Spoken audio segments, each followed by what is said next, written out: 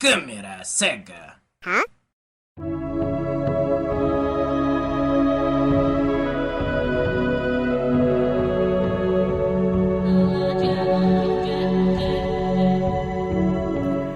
Fala galera do Câmera Cega, e hoje trazendo aqui uma dica literária da série de livros Detetive Erica Foster.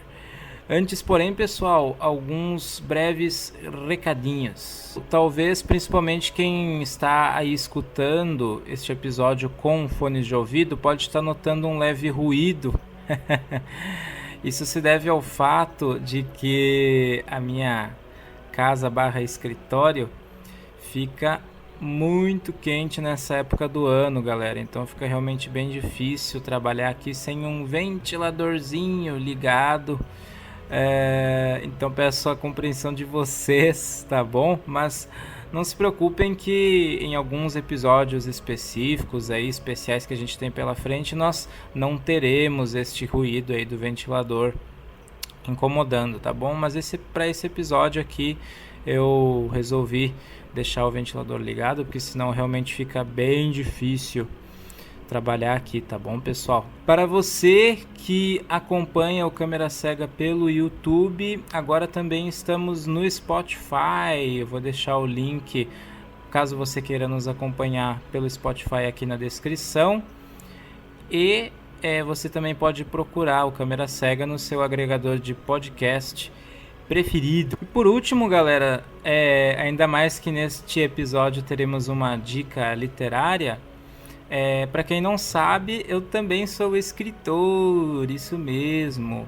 E no final de 2020, publiquei o meu segundo livro pela plataforma Clube de Autores, o romance Você e o Fim do Mundo. Então, caso você tenha interesse em dar uma conferida, vou estar deixando na descrição o link de acesso à página oficial do livro, que pode ser adquirido tanto no formato físico quanto digital. Sem mais delongas, galera, vamos à série de livros Detetive Erica Foster.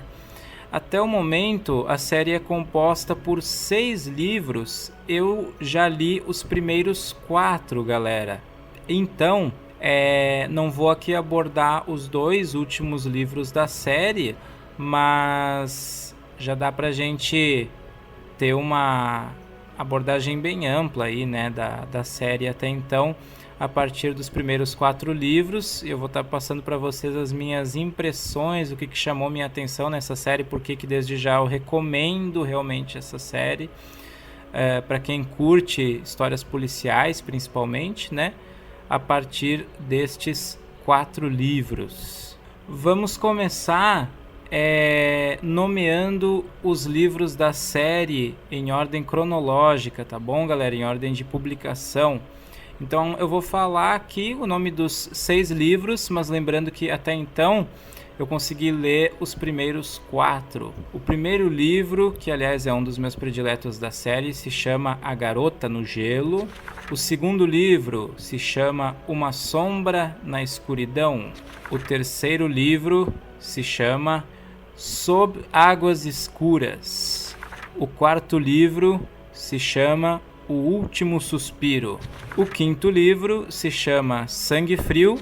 E o sexto livro, Segredos Mortais, tá bom, galera? Então estes são os 6 livros até então publicados da série Detetive Erica Foster, escrita pelo Robert Brindza. Apesar de ainda não ter lido os 2 últimos livros da série, galera, eu ouvi comentários sugerindo que ainda teremos pelo menos mais um livro, tá bom? Ainda teremos pelo menos mais um 7º livro, porque o fechamento do livro 6 seria insuficiente para servir como um encerramento da série, pelo menos segundo o que eu ouvi, né, o que eu andei lendo, enfim, ouvindo a respeito de comentários, né, de leitores. Mas não posso afirmar isso, é claro, com 100% de certeza, porque até então não encontrei pelo menos nenhuma notícia referente a um 7º livro, mas é possível que ainda tenhamos aí pelo menos um 7º livro para essa série, tá bom? Então, galera, basicamente, ao longo dos livros nós acompanhamos a história da protagonista, que é a detetive Erica Foster, em Londres, investigando casos, junto aí com a sua equipe de investigadores. Eu vou começar, galera, elencando aqui os pontos que me levam a recomendar esta série para vocês, aí por ordem de importância. O primeiro ponto, com certeza, são os casos, pessoal, que são investigados aí pela detetive Erica Foster. São casos que realmente, para quem curte histórias policiais, prendem a sua atenção, né? O Robert Brindza, ele consegue retratar muito bem todo o processo investigativo. A gente fica realmente interessado, né, em saber como que aquela investigação vai se desenrolando. E em determinado momento, pelo menos na maioria dos livros, a gente sempre tem uma reviravolta ou um clímax, assim, né, um confronto final muito intenso, muito bacana, né, digno de boas histórias policiais realmente. O segundo ponto, galera, certamente são as críticas sociais, políticas, que o Robert Brindza vai trazendo ao longo dessas investigações, sempre a partir de temas super atuais e mais do que pertinentes. E o terceiro ponto, galera, são os dramas vividos pela protagonista. Embora eu diria que a Erica por si só ela não seja uma personagem carismática, inclusive exatamente esse é um dos dramas da personagem, né? Porque como ela muitas vezes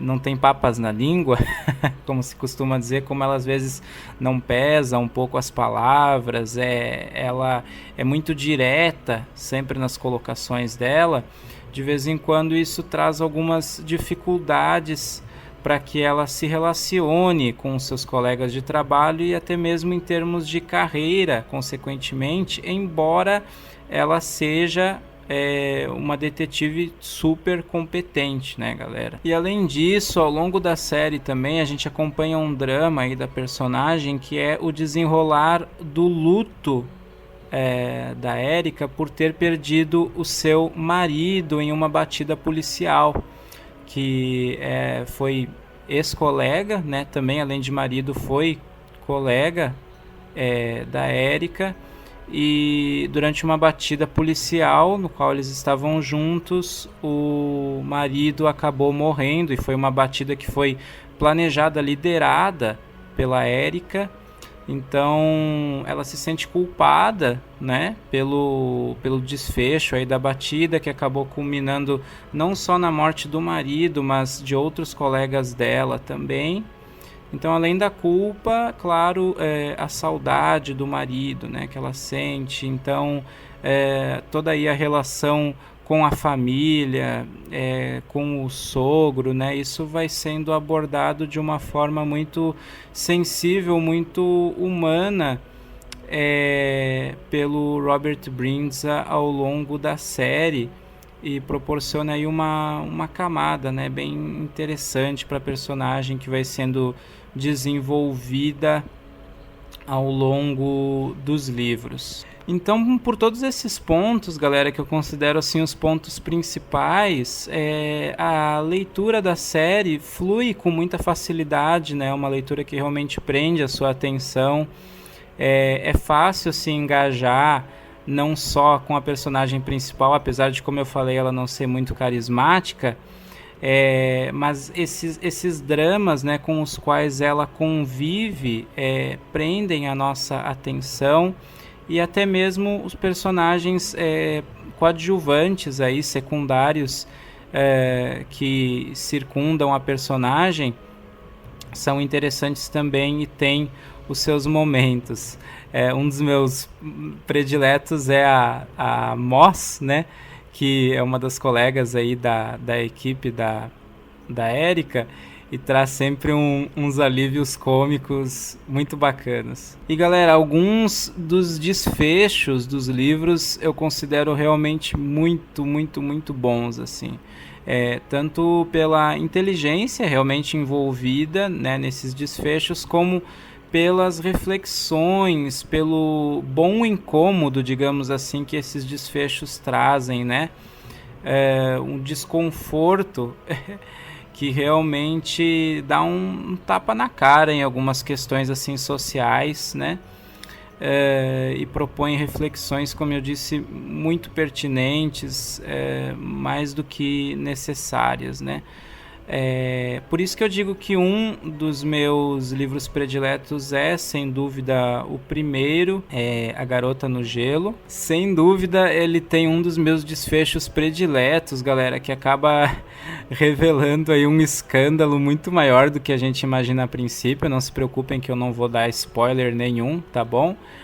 E no finalzinho a gente também tem a cena de um interrogatório que culmina ali numa revelação que eu acho simplesmente sensacional. A forma como o Robert Brindza conduz essa cena, né?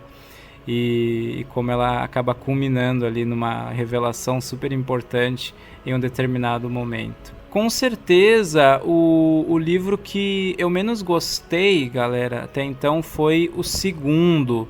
Eu não sei, porque realmente o segundo livro, ele tem momentos bons, ele traz uma discussão também super pertinente aí sobre relações abusivas, mas em termos de trama, eu considero o segundo livro aquele que não consegue sair muito do meio comum. Eu não sei se de repente, como de vez em quando rola muito no contexto, né, dos Estados Unidos, da Inglaterra também, como é o caso aqui, uma pressão por parte de algumas editoras em termos de prazo para o autor entregar, né, o seu trabalho em um determinado prazo. Talvez isso tenha comprometido um pouco o encaminhamento da conclusão da obra pelo Robert Brindza, que principalmente no terceiro ato, aí na conclusão, que eu considero que o desfecho acaba decepcionando um pouquinho, mas, como eu disse, a história também tem ótimos momentos. Alguns capítulos, especialmente, eu considero ótimos, assim, também realmente muito bacanas, muito bem escritos. O terceiro livro, galera, eu também considero um dos meus prediletos. Acho que o primeiro e o terceiro, com certeza, são aí os meus preferidos. O desfecho do terceiro livro, ele também traz implicações assim incríveis.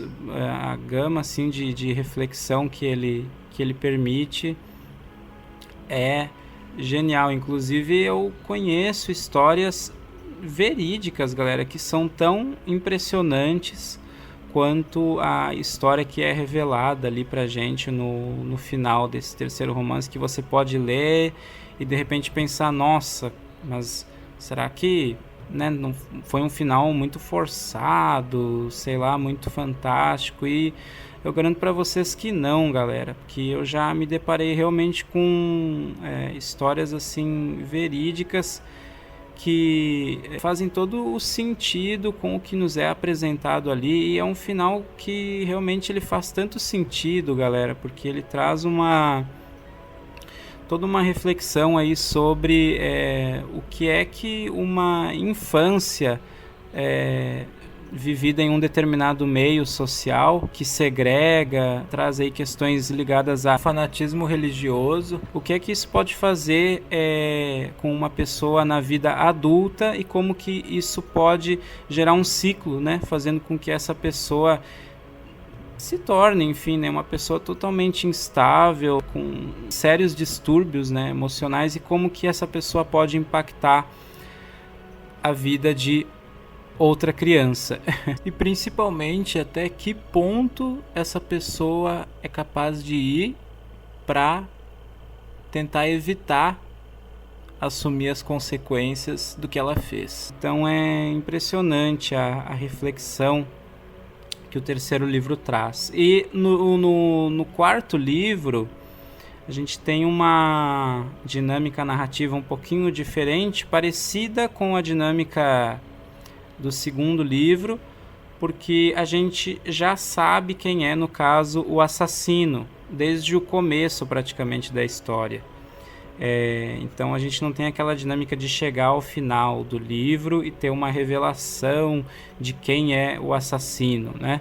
Mas a gente acompanha esse assassino atuando aí ao longo da história do quarto livro. E o bacana aqui é que esse personagem, ele é realmente muito bem construído, galera. E a gente tem algumas cenas, principalmente aí entre o segundo e o terceiro ato, que são, nossa, cara, muito perturbadoras pelo realismo, também pelas críticas que são trazidas aí pelo Robert Brindes a partir da construção desse personagem e pela relação desse personagem não só com as suas vítimas, mas com pessoas do seu convívio, tá bom? Do seu convívio cotidiano, né?